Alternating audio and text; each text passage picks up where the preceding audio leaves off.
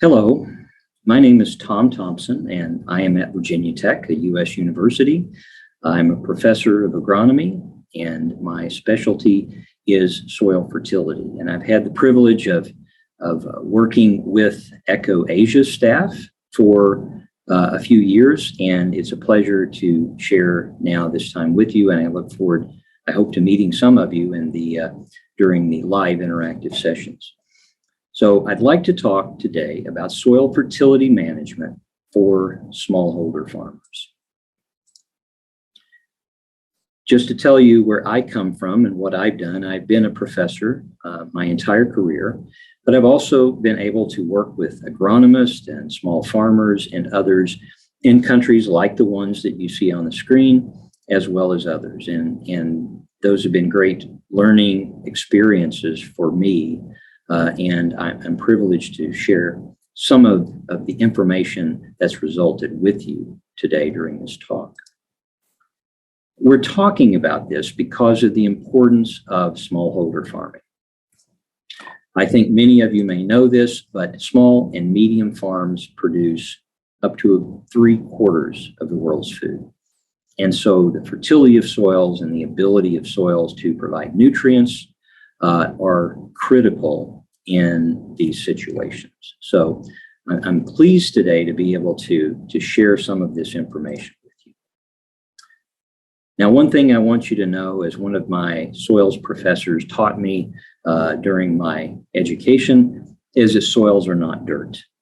There is such a thing as dirt, but dirt is soil that's out of place. And soils are definitely not dirt. So let's please remember that today.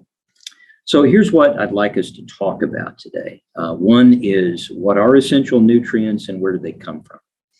How does soil formation and soil properties influence soil fertility? We need to talk about nutrient balance for crop production, maximizing nutrient availability and soil fertility for smallholder farmers. And I also want to say a word about sustainable intensification, because it often comes up in these kinds of discussions. So there are a total of 17 essential plant nutrients, and many of you have probably heard of macronutrients and micronutrients.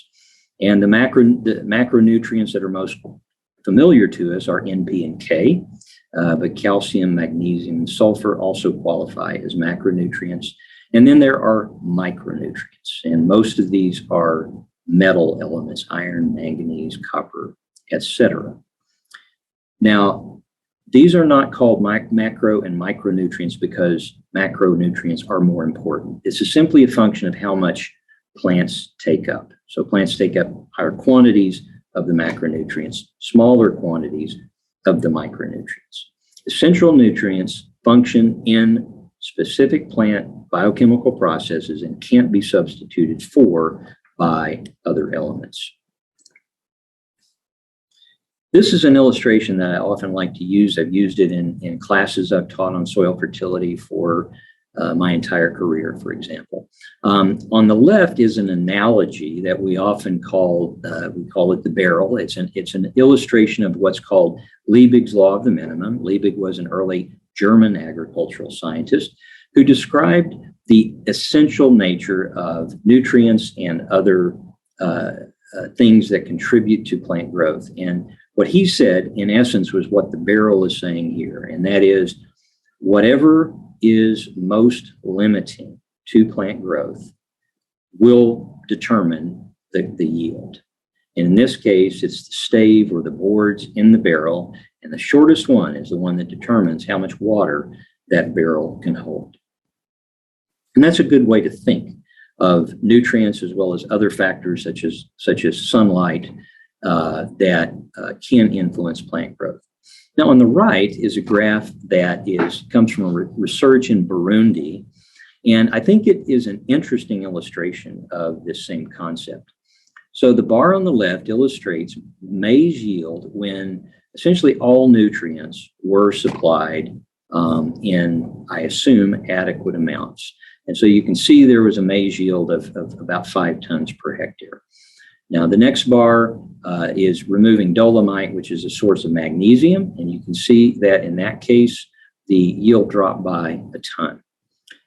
If you remove potassium, the next bar, or K, it doesn't change the yield very much. If you remove sulfur, it doesn't remove the yield very much. But if you remove zinc, boron, and copper, that is the last 3 bars on the right, then yields drop as low as 3.5 tons per hectare. So what this illustrates is it can be, in some situations, either one nutrient that can limit yield, or in some cases, it can actually be multiple nutrients that limit yield. But it is not always nitrogen or phosphorus or potassium that limits crop yields. Where do nutrients come from? The most common source, if you will, for most plant nutrients is it comes from weathering of naturally occurring soil minerals. So minerals are essentially chemical compounds in soils that are inherited from the parent material of the soil, which may be a rock or maybe sediments. And as those weather, due to what we call chemical weathering under the influence of water, temperature, those slowly dissolve, some more slowly than others. And many soils, though, of the humid tropics are highly weathered and have low amounts of nutrient-bearing minerals, such as phosphorus, potassium, calcium, magnesium. Now, nutrient release through soil mineral weathering is not what we call a sustainable nutrient source, because essentially that's a form of mining nutrients from soil when we remove nutrients that are naturally occurring and we don't replace them. Now, in fairness, there are some soils that can, for some nutrients, withstand dozens or even hundreds of years of mining without impacting plant growth, but that's definitely not true for all nutrients. So understanding nutrient removal and the capability of the soil to supply those nutrients is really crucial for understanding soil fertility. Nitrogen fixation from legume crops or cover crops is another source of nutrient that, of course, comes only with certain kinds of plants, legumes, of course, which may be cash crops, cover crops, what we call green manure crops. But the biomass has to be kept on the soil for maximum nitrogen benefit. If that biomass is removed, the above ground biomass is removed and, say, fed to livestock or something, you don't get that nitrogen benefit back to the soil. Crop residues, manures, and composts and so forth can be sources of nutrients, as, of course, can fertilizers. So the nutrients contained in soil minerals or organic materials may not be available to plants. So it's one thing for nutrients to be present in soil, it's another for them to be available. Plant available nutrients are nutrients in soil that are soluble or dissolved in water and accessible for uptake by plant roots. Plant available nutrients are going to be limited, or many times will be limited, because soils are nutrient depleted, and that's especially common for soils that have formed in humid regions. And this is why we use fertilizers, whether it's organic or inorganic fertilizers. Other factors like drought and soil pH and salinity may also limit nutrient availability. So, where do soils come from? Well, we talk about the 5 soil forming factors. The parent material is the rocks or the sediments that soils came from, climate, biota, which are the organisms in the soil, vegetation and microorganisms, topography, and time are the 5 soil forming factors. I like it said this way by Wendell Berry, who's kind of an agricultural poet. It is the nature of soil to be highly complex and variable, to conform very inexactly to human conclusions and rules. It is itself easily damaged by the imposition of alien patterns. Out of the random grammar and lexicon of possibilities, geological, topographical, climatological, biological, the soil of any one place makes its own peculiar and inevitable sense. And because of the interaction of these 5 soil forming factors, we get soils that look as different as these do. Each one of these soils has different properties and can tell us a different story about how it is formed, and will have different levels of soil fertility depending on the parent material and the interaction of the other soil forming factors. Now, in this talk, I'll be focusing mostly on soils of the tropics and the subtropics, And you can see from this map where those are. And so if we look at a map of soil classification around the world, this is the US system of soil classification. And focus for a moment on soils of the tropics. And I think you'll notice in the humid tropics, you'll notice a couple of different soil, what we call soil orders, and there are 12 of them around the world that dominate in the humid tropics. And that's this red one, which is called an oxisol, and also yellow. You can see yellow colors in and around the red colors, especially in South America, in Central Africa, and you can see a lot of yellow colors in Southeast Asia. Those are called ultisols. Ultisols they commonly occur in moist subtropical climates. They're highly leached acid soils that are often yellow-orange in color. Oxisols are the most highly weathered soils that form in humid, tropical, and subtropical climates. They're also acid and typically yellow-orange in color.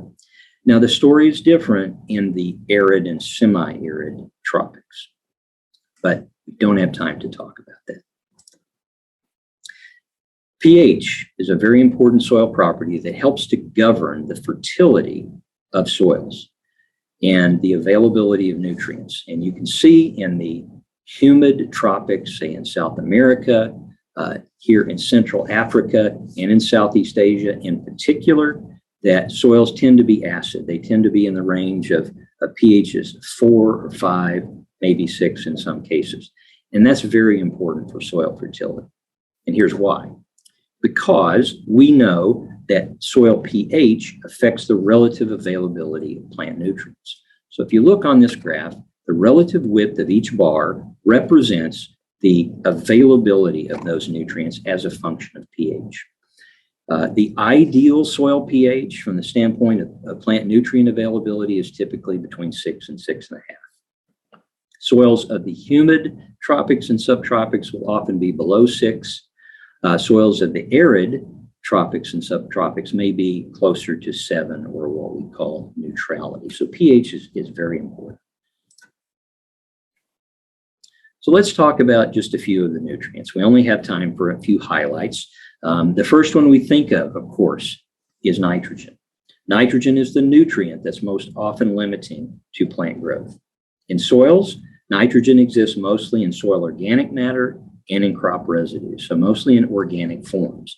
That's one reason it is so important to maintain and increase soil organic matter. There's a lot of good reasons to do that, but one is it's a significant reservoir of nitrogen for plants. You can add nitrogen to soils naturally through nitrogen fixation by legumes that are used as crops, green manures, and cover crops. And of course, you can add nitrogen in the form of chemical fertilizers as well.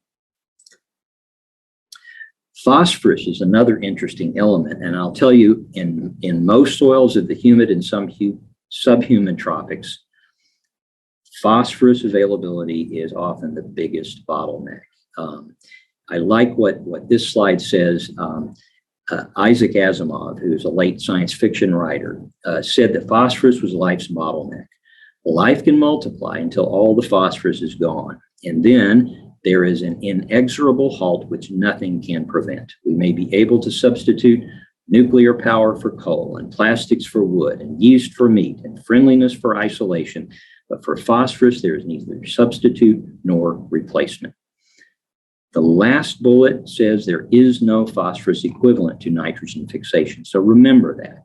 If we mine phosphorus from soils by growing crops and harvesting them, or grazing animals and harvesting them, we are removing phosphorus, and there is no replacement that we can take advantage of. It has to be imported from somewhere to add back into the soil. This is just a dramatic example of what a phosphorus deficiency can look like. The areas where the maize is stunted, there was no phosphorus supply. Potassium is another one. The last nutrient we'll really be able to talk about specifically. And in this case, you can see the black areas are soils depleted in potassium. And you can see this lines up almost exactly with a map of the humid tropics and subtropics. Pardon my coughing. So, put all this together. What are some common soil fertility properties of crop soils of the sub and humid tropics and subtropics? Many of the soils are acidic with a pH of 5.5 or below, and in that range we can have aluminum toxicity. and the only way that we can solve that is through neutralizing the acid. By adding lime is really the best way to do that. Many of these soils have low organic matter and therefore low soil nitrogen.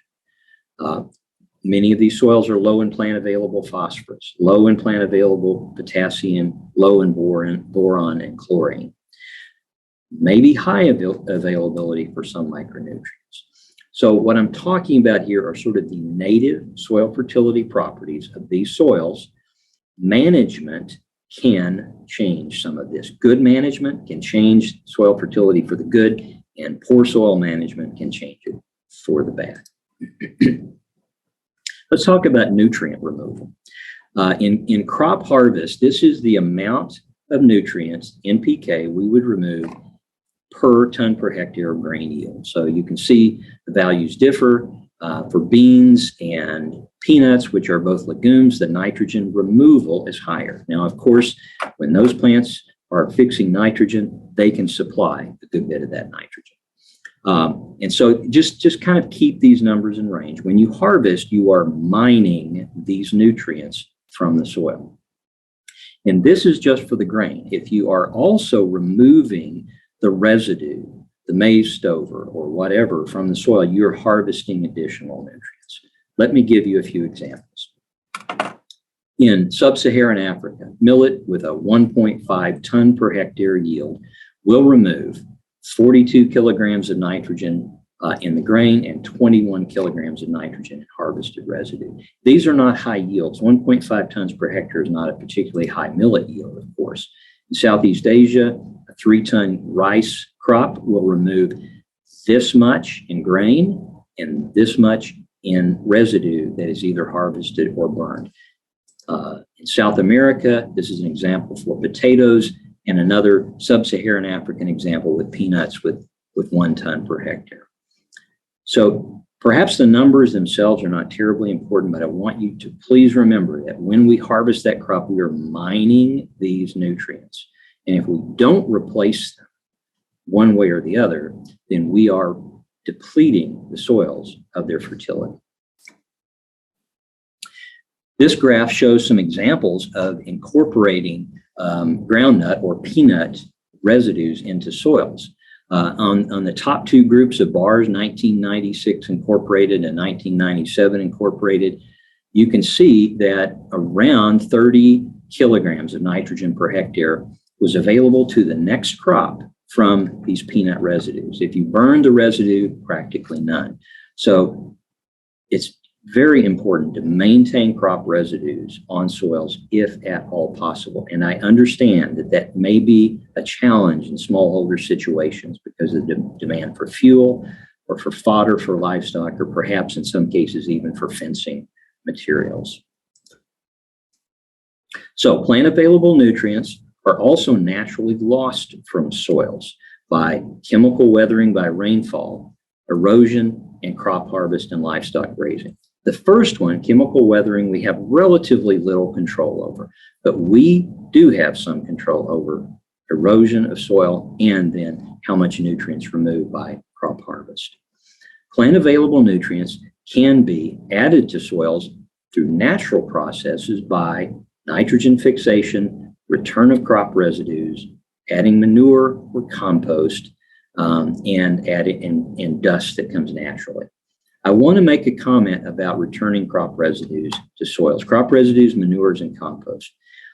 If those were generated on the farm, you are not adding net nutrients to the system, you're simply recycling them, okay? Those nutrients that are in crop residues had to come from somewhere. They came from the soil. Unless you are importing those organic amendments, you are not increasing the amount of nutrient. You're recycling it, which is a good thing. But remember, you're not actually adding nutrients if that's what you're doing. Okay, so the bottom line is that soils used for crop production experience a net loss of plant available nutrients unless legumes are part of the crop rotation, but that's only effective for nitrogen. Unless manures or other organic materials are imported from outside the field or fertilizers are added. Nutrient replacement is essential for sustainable crop production. Although soils differ in inherent fertility, there are no soils anywhere that can support sustainable crop yields indefinitely without nutrient addition. Nutrient addition is most severe in Africa. Annual nutrient depletion rates, you can see this is from 2002, but I don't think it has changed since then. It adds up over time. I'll just say that. So how do we build soil fertility in smallholder farming? First, we try to avoid nutrient losses, reducing soil erosion with continuous soil cover and returning the highest possible amount of crop residue to soil. That's part of conservation agriculture. We add nutrients to soil, maximizing nitrogen fixation with crop rotations, cover crops, green manures, agroforestry, whatever method is possible. Intercropping with legumes, trees, and forbs. Returning manures and fire ashes to soils and using fertilizers at the right rate, time, place, and source are all ways to add nutrients to soil. And we need to try to minimize other limitations to crop growth, such as acidity. And again, a lot of this is conservation agriculture. We found, Patrick Trail authored this paper. Patrick worked for ECHO, and he was a graduate student at Virginia Tech once upon a time. And in his research in Senegal, semi-arid Senegal, we found that intercropping millet with any kind of bean really increased the millet yield. And of course, we had bean yield as well. So intercropping is practiced in some places by smallholder farmers, but it probably should be practiced more. And especially if you can put a legume into that intercropping mix. I'll talk just for a second about fertilization, and the approach I like to suggest is what's called the 4R approach for plant nutrients, and that is applying the right rate. The first one is the right rate as established through soil and plant tissue testing and other methods. The second principle is applying at the right time as established through knowledge of when plant demand is the highest. 3, apply at the right place so plant roots can access that. Think of microdosing if you're familiar with that. And then finally, use the right source to minimize nitrogen losses. And this is a very good framework for efficiently using fertilizers. This is the nitrogen cycle. And some of you have seen this before, and I'll only say that it helps to illustrate just how dynamic a nutrient nitrogen is, because nitrogen can cycle through different forms and through different reactions in soils. And so nitrogen can pretty easily be lost from soils, both naturally, and we can see accelerated loss when we mismanage nitrogen. Nitrogen is really unique in this respect, and so it's the most challenging nutrient to manage and to manage it well. Just a word about phosphorus. Phosphorus, again, is a bottleneck, and it is depleted in many tropical soils, especially humid tropical soils. And that is because it weathers out, and that is because as the mineralogy or the minerals change in soils as they weather, they have more capacity to grab onto phosphorus and keep it in a form that's unavailable to plants. And so a pH that is between 6 and 7 is usually ideal for phosphorus availability. And at pHs below that, phosphorus becomes less available. At pHs above that, phosphorus becomes less available. So again, another good reason for managing pH through lime or other applications. So let's talk about fertilizers for a moment. I've worked with fertilizers my entire career. Fertilizers are somewhat controversial in some circles. Personally, I think they're great tools. They have revolutionized agriculture in many ways. Broadly defined, a fertilizer is any substance that's capable of providing plant-available nutrients. As we commonly use the term, we are usually talking about synthetic fertilizers, chemical, inorganic salts composed of plant nutrients. Most fertilizers are simply soluble salts. And we produce nitrogen fertilizers by taking it from the atmosphere and converting it into plant available forms of nitrogen. Phosphorus is mined from surface deposits and it's treated to increase solubility. Potassium fertilizers are mined from underground deposits and then purified and then made into fertilizers. Organic materials can also serve as fertilizers. Fertilizer consumption has, of course, occurred, really since 1950. It's grown tremendously, as has the world population. So obviously, fertilizers have made it possible for us to feed a lot more people in the world. So synthetic or chemical or inorganic fertilizers, that all means the same thing. They are not harmful to soils or soil organisms when used at appropriate rates, and that has been shown over and over again. They usually supply nutrients in the ionic form that plants use, and there's an advantage to that. Although access and affordability of fertilizers can sometimes be challenging, especially for smallholders, chemical fertilizers are highly concentrated nutrient sources. There are also organic fertilizers. Any organic material can be a fertilizer, including manure, night soil, which is human waste, food waste, etc. They also supply organic matter, which is a great thing. Chemical fertilizers do not supply organic matter. Organic fertilizers mostly contain what we call slow-release nutrients that have to be decomposed by soil microorganisms before they're available to plants. It's challenging, though, to find enough organics to supply sustainable levels of nutrient addition for crop production, except on limited scales. Actually, I'm going to skip to this slide to illustrate this. So this is a manure map of Africa and of Asia. And the orange areas are those areas where there's enough manure to potentially, if it's handled right and distributed right, to actually contribute significantly to plant nutrient needs. You can see there's a lot of those areas in, say, China and India and some in Southeast Asia, but only a little bit in Africa, a little bit in Kenya and in Ethiopia, and perhaps a bit in Sudan. The take-home point is, in most parts of the humid tropics, there is simply not enough manure to supply crop needs on large scales. It can occur at a household level, but you have to have enough livestock, and you have to collect the manure.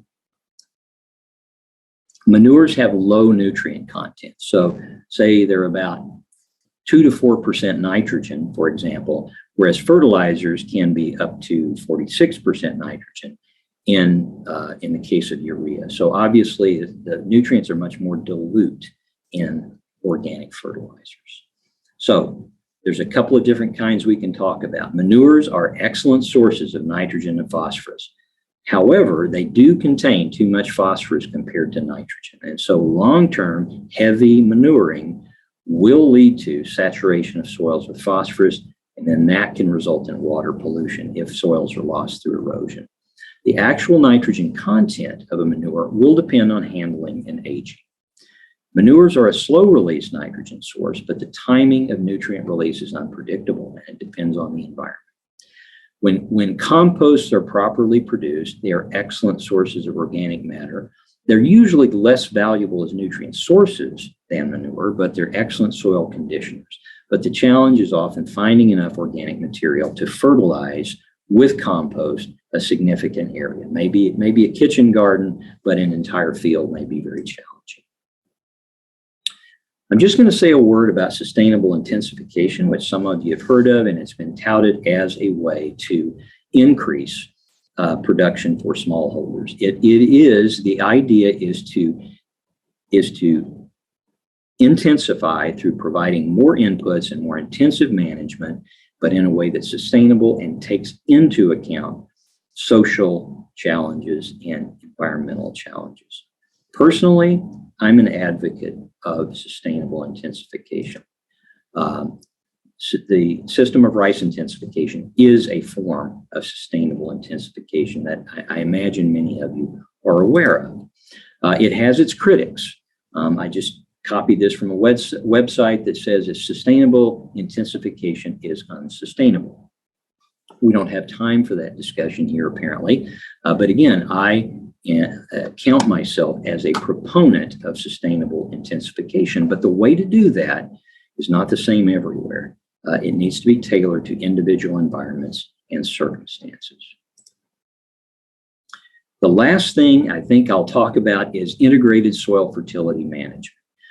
Integrated soil fertility management is a little like, it's another framework like sustainable intensification, which is the idea is taking into account all possible nutrient sources, managing them according to the 4 R's, and expecting, best outcomes from this.